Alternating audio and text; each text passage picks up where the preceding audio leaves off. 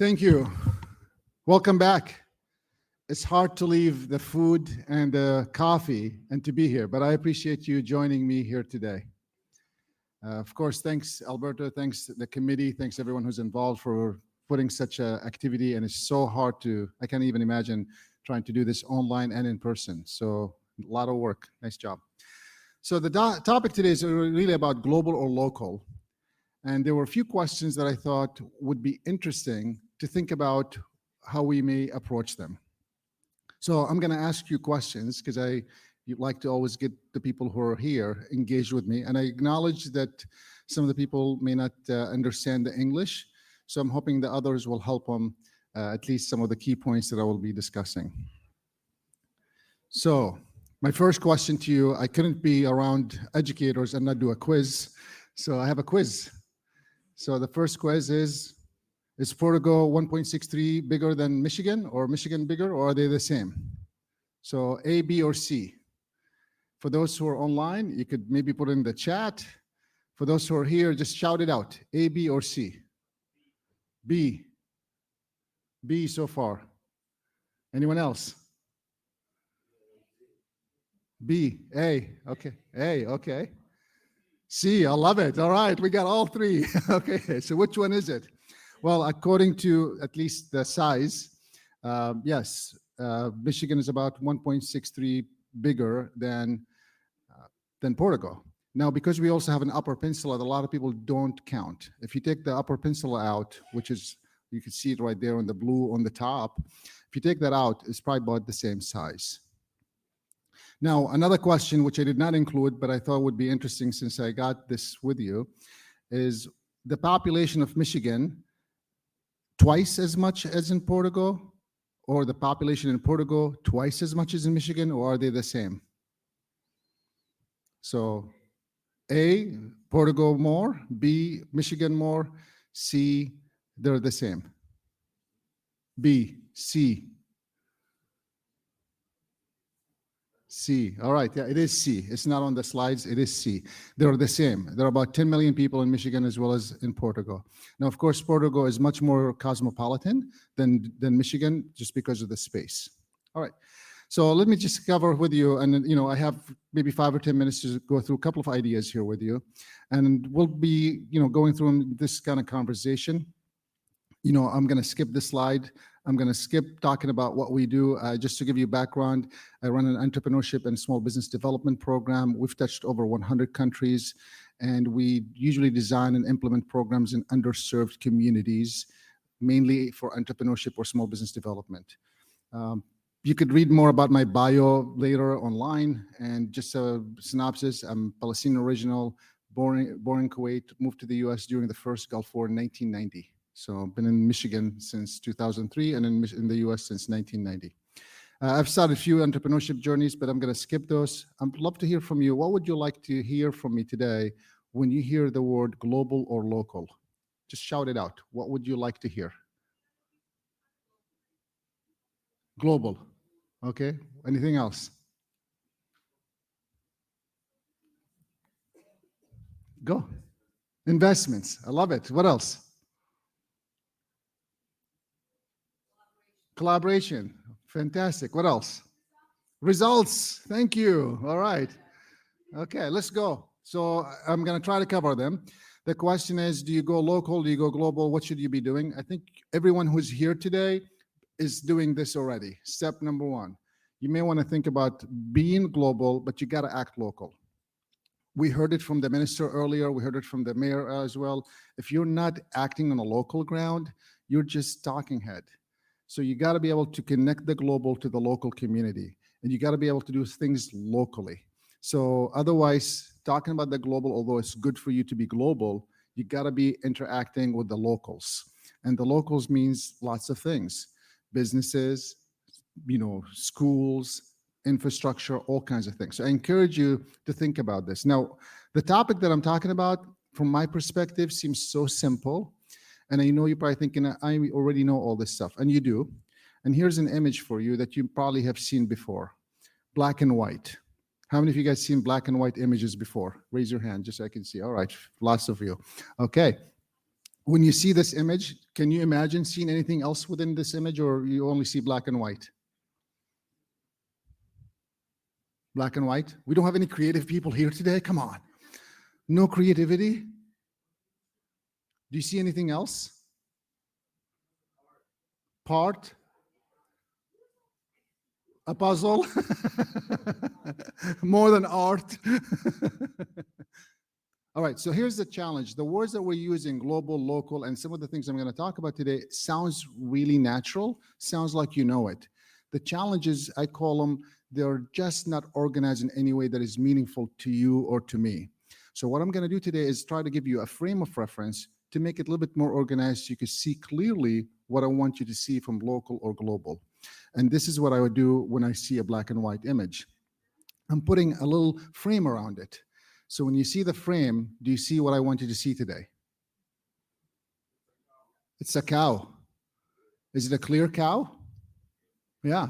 If you really look and stare at it, you could really see the eyes. I don't have a, oh, I do have a pointer. Maybe this is a pointer. I don't know.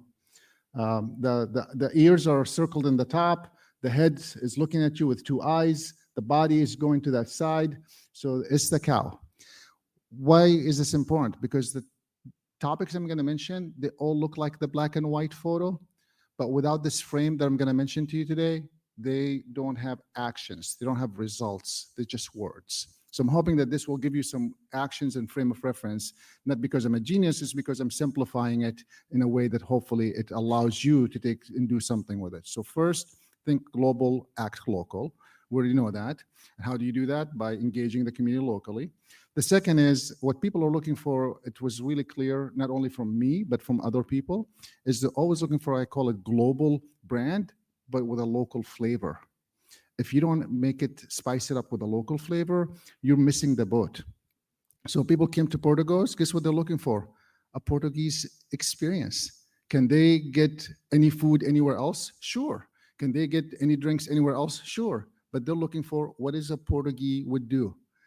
And this is a powerful message for those who are trying to think global and missing the boat about being local, because they tried sometimes to, I call it, brand everything as global, and they miss the opportunity of highlighting what's local. So you might want to think about, how do you do that? How do you keep the global image, but keep a local flavor? I took a picture yesterday on the walk, and this is a Portuguese buildings, right? They could look like any other building, but how can you highlight that this is Portugal or this is whatever country you're from, to make sure that people are seeing the different flavor? They're buildings, but they have a different flavor. They're different infrastructure. All right, I did something else that I think a lot of us don't, we do without noticing, but I want you to pay attention to it. I just Googled restaurants. And guess what it did? It did not give me restaurants back in my home in Detroit. It gave me restaurants where? Near to me. I didn't even say near me. I just said restaurants. But Google understands it. Google understands if you're not local, you're just being a waste of time. Because if I search restaurants and everything showed up in Detroit, would have been a waste of time, waste of energy. So you have to think about, I gotta be local. I gotta be thinking local. The restaurant is a big brand. The local is the flavor, right? This is important to keep that connection. I did it back just in Detroit before I came, and it did give me restaurants in Detroit. Now, of course, they do geo-fencing and all this stuff, so they're tracking me, of course, but the point is they understand local. So think about that connection between local and global. Big brand, restaurants, local flavors. The next thing I'm going to talk about is being being niche. These days, I love what you're doing as with Portuguese, connecting all the Portuguese-speaking countries together. I'd like to ask to connect all the people who are speaking Portuguese together, because that will also include another 300 million Americans. So that will add to your numbers. That could potentially be part of your market, as well as an opportunity for them to do business with all the countries that are speaking as well. So niche is the new big thing. Now, it's been a trend for the past maybe 20 years. Those who became small and very focused on a very specific niche, they became really big, really fast because of the connectivity, which brings me to the next topic. Being regional is not necessarily physical regional. Portuguese-speaking countries, they're not physically near each other, but they're connected virtually. So I want you to think about that today. Being local or global sorry, there's a delay here. Being local or global, it's all about this concept of being regional power. And regional power are no longer physical powers. 20 years ago, we thought about regionals as a physical thing. Today, we want to think about regional as a virtual or physical or combination of both. So think about how we could leverage that to be local and global, okay? I'm trying to move up so we could catch up with time, because I know we have another presentation that's supposed to start 5 minutes ago. So I will try to catch us up. So understanding that people buy local, but yes, they want global. Now you could now leverage this whole notion of taxes, logistics. As we all know through COVID the last couple of years, logistical things happened very challenging, right? All kinds of challenges showed up. So how do you become regionals, hubs, but yet be able to overcome this logistical challenge? It's an opportunity to solve these problems. It's an opportunity for software. It's an opportunity for physical things. It's an opportunity for collaboration. And it's an opportunity for do all kinds of things that we were forced to do it, but we could now examine what can we learn from it to move forward ahead of time. So the last point I'm going to bring up is, I'm going to just say, know your story, know what you're doing, being local or global, and leverage the local to global. The one thing that you heard this morning from all the speakers, maybe not intentionally, but but I want you to pay attention to it, was this whole notion of collaboration. This whole idea of me only, me first, me, is somewhat not demolishing, but is somewhat going to the back burner. Because what you'll find is more people looking for collaboration, for ways to find common themes to work together versus the other way around. And this is where you're seeing globally alliances are shifting, because now I could find others who want to collaborate with me. If you choose to be able to give me a choice between working with you or taking the highway, I'm going to choose the highway. 20 years ago, people might not have had choice, but COVID forced us to think, you could take the highway and you'll be fine. So now people are thinking, I'm going to find the ones who want to collaborate with me, who wants to do something with me versus forcing me to do something. So it's important to understand this whole local global idea.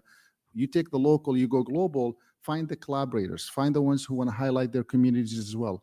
The lots of common things, and although it might look like a competition, it's actually an opportunity to do a whole lot more than what you've done before. All right, I'm going to, ask you to reflect on these 5 points. I hope that it inspire you to think about local or global. My job was not really to give you an answer, but my goal was to inspire you to think about approaches that you could take it. And I'm hoping these 5 points give you a reference to check when you are thinking local or global. This didn't come from me by overnight. This has been coming from my work in entrepreneurship space, designing programs, working with entrepreneurs, working with leaders, working with ministers, working with government, working with nonprofits, and then working with the entrepreneurs. And I saw those who the last 30 years who were doing some of these things became locally very successful, and very soon after, very globally very successful, because they were finding these 5 points that I mentioned earlier. I also came from working with such awesome big groups. You might have recognized some of the names, but also working with some local nonprofits that you might recognize none of them because they're local to the communities that we worked in. And I'm hoping that this gives you an idea of what you could think about from local to global. I'm going to skip this slide. I always like to get feedback. So if you want to use your phone, you could give me a survey. It doesn't ask for your name. You're welcome to give your name, but you could just be anonymous and just tell me what you like, what you didn't like, what I could improve for my next presentation. It's always good to hear from other colleagues that are respectful in this space to give me their thoughts and insights. And then, of course, for those who would like to stay in touch, here's my contact. You could download it to your phone and stay in touch with my WhatsApp or with email. Thank you so much for being with us today. And, I think, do we have any time for questions or do we move on? I'm not sure. So I'll maybe end it right here and say thank you so much.